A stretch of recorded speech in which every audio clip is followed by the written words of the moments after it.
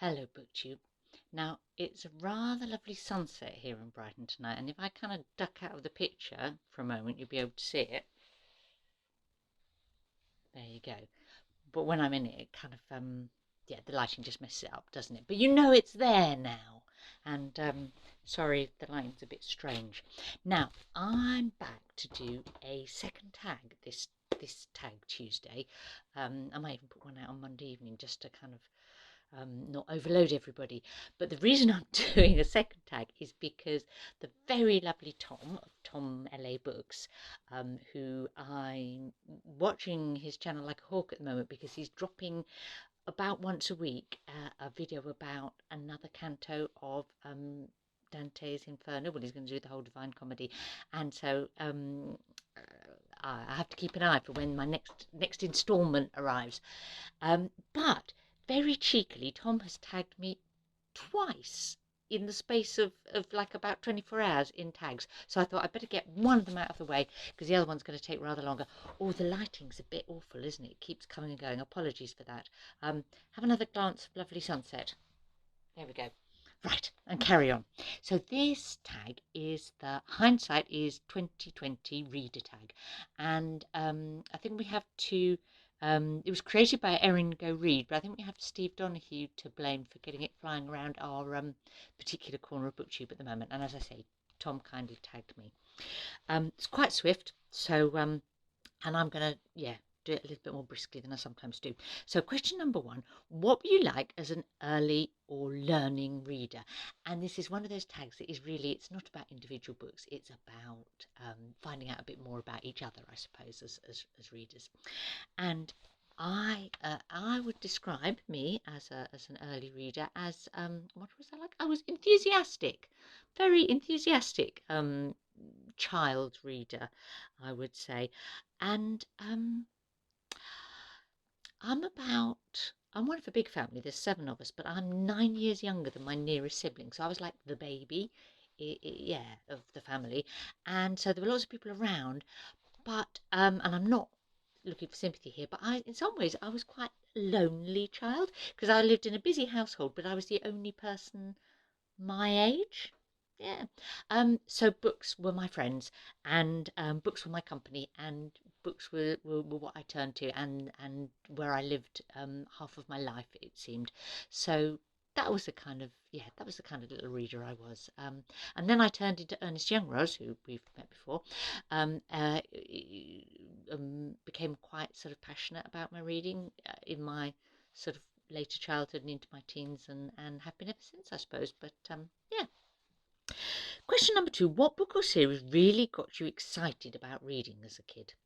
Um, well, as a child, I, it's hard to say. It's hard to pick. I know lots of people can say, "Oh, I wasn't that keen on reading, and then I found whatever, and that made me really excited." Whereas I always loved reading, so I can't really pick something in that same way.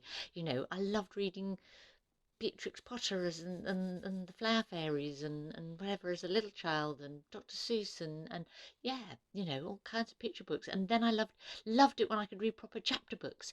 And I've talked before, I think, about enjoying sort of Victorian and Edwardian books a great deal.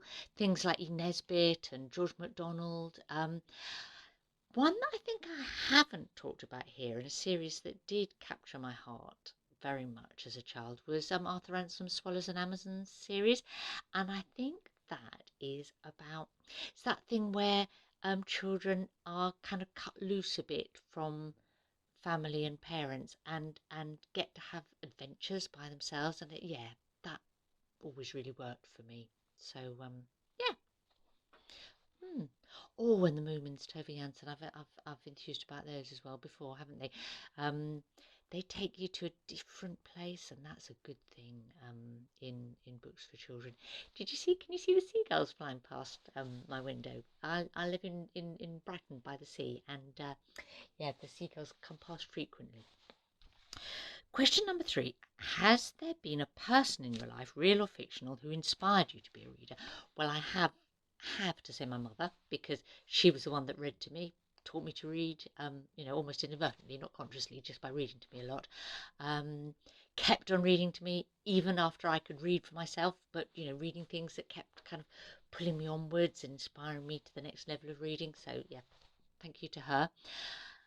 I also should credit some of my school English teachers, particularly those that I had for sort of, yeah, later part of secondary school and O levels.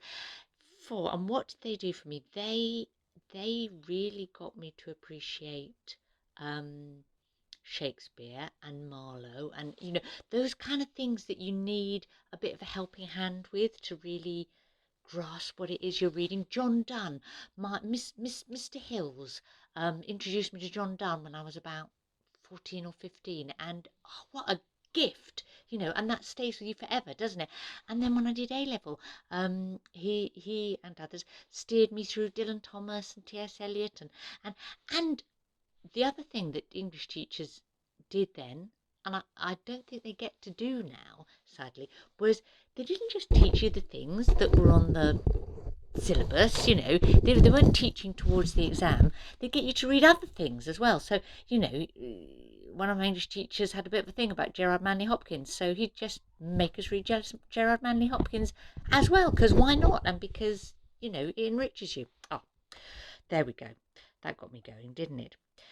Question number 4 is, at what point did you begin to identify as a reader? Well, I think I've given away really the fact that I can't pick a point like that. I always did think of myself as a reader. I can remember starting school and thinking how boring they're making this reading business, because I'm a reader and I like reading, and do we really have to do all this plod? And yeah, and other people always saw me as a reader, and so she's always got her head in a book. Oh, she's she's so bookish. Oh, what should we give her for? Oh, let's give her a book. So actually, it was more the other way around for me. One of the things that I had to do was discover in my teens and as a young adult that I could kind of go out and have fun, and that not all fun is to be found within the pages of books, although most fun is, without doubt. And that actually I could be quite practical. I could do stuff as well as read about it. So yeah, the other way around. The other way around for me. Question number 5, and this is the last one. How has being a reader shaped your life and your worldview? And the short answer to that is profoundly, because reading and books have always been my other life, or a big chunk of my life. I've always lived in books as well as in the flesh, as it were, and I've got lots of knowledge from books. But I think, and it's how to say this without it sounding a bit sort of pretentious, I don't know. I think that one of the things that you can gain as a person from novels and poetry and plays, yeah, probably particularly from fiction, although not exclusively, is a kind of an empathy with other lives and other people and other experience, and does actually can make you a better, richer, nicer, kinder, yeah, more sympathetic person. I think. Um, uh, yes, I do feel like the person that I am has definitely been shaped by the things that I have read. What a lovely tag. What a nice set of things to think about. So, question number 6 is to tag someone whose reading history you want to learn more about. Well, I know that this tag is sort of one of those ones that's going to pick up and fly, and that probably people I say will have also been tagged by other people, if that makes sense. Like I was going to say Jay Shea, but I saw that he's already been tagged by Kelly of books I'm not reading. I always want to hear more from Hannah of Hannah's Books and Albert of Seriella about their reading history, because they're women with such sort of rich experience to share.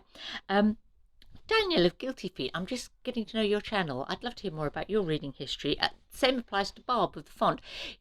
Barb is such a funny person, but has such a depth of reading in there, in her head. So I'd like to hear her story, I think. Key of Books and Key, I would like to know more about how you came to be kind of such a keen reader, and Tori of Hufflepuff Discovery. I know you've moved from sort of fantasy and young adulty stuff to other reading, and I'd like to hear your story more. So happy tagging. And anyone who fancies doing this, please do, because as Steve Donoghue says, we all actually do like round here to hear about each other's sort of reading history.